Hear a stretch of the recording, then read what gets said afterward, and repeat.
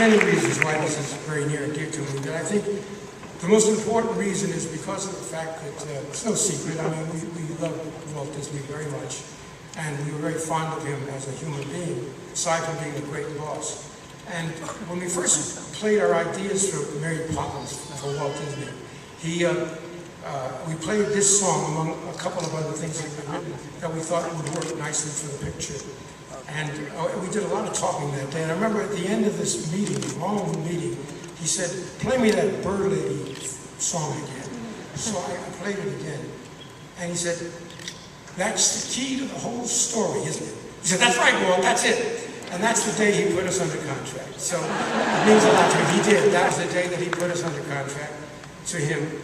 And 10 greatest years of my life, working for Walt Disney. And of course, we've been connected ever since. But this is his song. And I used to go to his office every once in a while. Bob and I on a Friday would get a call. We'd come down there and we'd talk about what we were working on, of course. He knew what we were working on, but he still talked to us about it. And then he'd look out the north window and he'd say, of his office, and he'd say, "Play it." And I played it for him.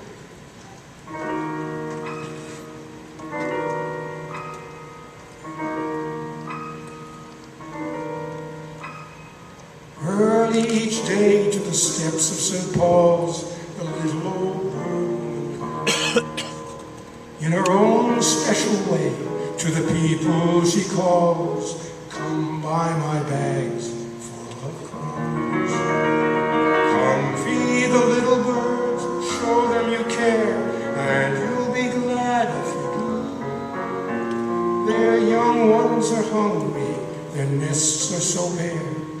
All it takes is tuppence from you. Feed the birds, tuppence a bag. Tuppence, tuppence, tuppence a bag. Feed the birds, that's what she cries. While overhead her birds fill the skies. All around the cathedral, the saints and apostles look down as she sends her wings. Although you can't see it, you know they are smiling each time someone shows that he cares.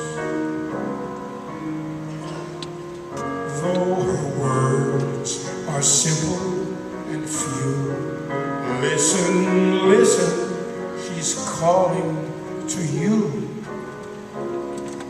Feed the birds, tuppence a bag.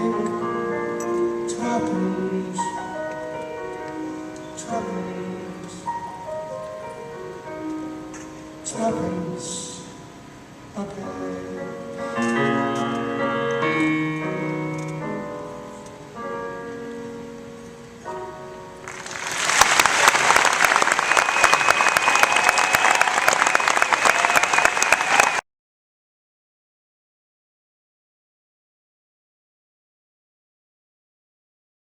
Engineers came out and did speeches and talked about the projects and things that they created. In the honor of Walt, we're dedicating the wonderful statue by Blaine Gibson of Walt and Mickey. Is that up there? It's coming up. Oh, there's a picture where it's the beautiful Parker statue. And we were dedicating it, and I remember I was asked to do songs that were written for the park. Some of the songs were written for the park. So I played several things. And at one point, and there was 2,000 people in the street that day, in Main Street, and I was up on a riser with a white piano. And at one point, I turned around, and there was Walt and Mickey right behind me. And I said, "Folks, this next song is not for you. It's really, I'm doing it for Walt. This is his song, and I used to like to play this for him."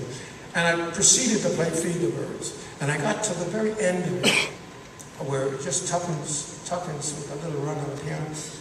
And one bird out of a cloudless sky comes swooping right down over where I was playing the piano, right, and then off again. And there was an intake of breath. 2,000 people went like that, and then there was thunderous applause and everything. And I said, what was the gimmick? What happened? I didn't know there was a bird that came through.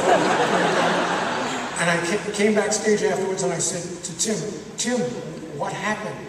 And you told me.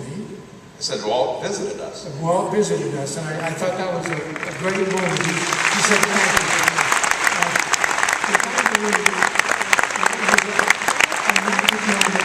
I had difficulty believing that it happened until I saw the videotape. And there it was, one bird flew down out of the sky. And one time you told the story and you said the bird sat on the piano and winked at me. And I said, that's going a little far. But he did fly over, he really did. And I always feel Walt is with me, and he's with all of us, and that's true. It's true. Well, speaking of Walt, let's close out by playing, I know, one of Walt's favorite songs. And it's a song that you wrote for Walt for an attraction that shows off Walt's great optimism. Oh, so right. Let's close with that. He was the futurist of all times, and we did a song for an attraction called the Carousel of Progress. And we did a film with it on it, but it goes something like this. There's a great, big, beautiful tomorrow.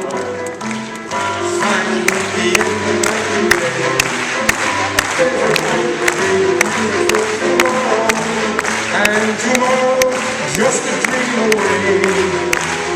Man has a dream, and that's the start. He follows his dream with money and heart. And when it becomes a reality, it's a dream